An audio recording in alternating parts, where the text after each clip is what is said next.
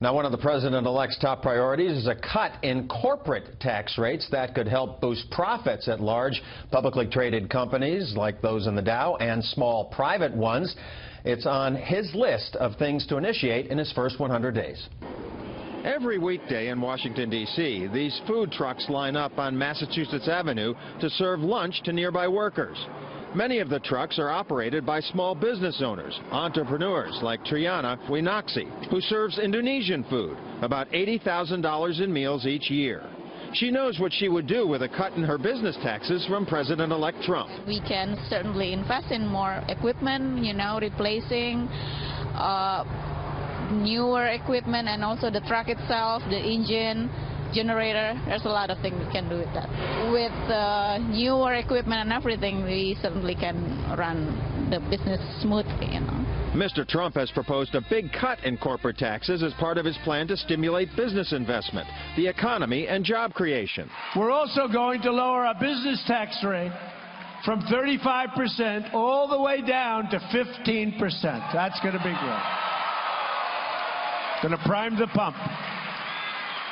Got to prime the pump. Got to get the jobs.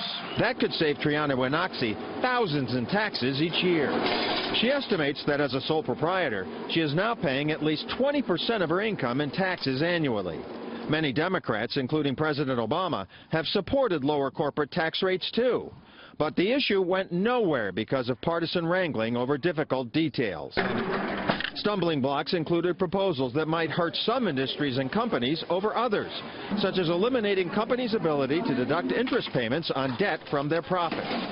But with Republicans in control of the White House and both chambers in Congress next year, reform of some kind may finally happen.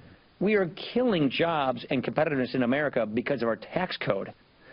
Tax reform is central to fixing this problem. When we're talking about doing the business tax cut possibly first, that would include the tax cut for the small businesses. I mean, every meeting I've been in with Donald Trump, he has said, when we do this business tax cut, I want it to be for the 26.5 million small businesses in this country. Mr. Trump and his team have not projected how much new investment or how many new jobs his plan might create, but the Tax Foundation estimates corporate tax cuts and reform would create about 900,000 new jobs, though it would add about $2 trillion to the budget deficit over a decade, even with better GDP growth. A rival group says the Trump plan would provide a short-term boost, but would hurt the economy and job creation in the long run because of higher deficits. A lot more borrowing will take place both by the public sector and by the private sector to fund the new investment, and that's going to drive up interest rates and crowd out capital, so that has a negative effect. Triana Winaksi, who runs her food truck only with her husband, wants to wait a little longer before expanding. This is a small business, so I don't plan to hire a lot of people yet, so we can just do everything on our own, just two of us now. Mr. Trump has to find common ground on corporate tax cuts with Republican leaders in Congress. Speaker Ryan, for example, wants to cut the top rate to just 20%, not 15%, and other leaders insist any corporate tax reform must not increase the deficit. Brett? One to watch. Peter, thank you.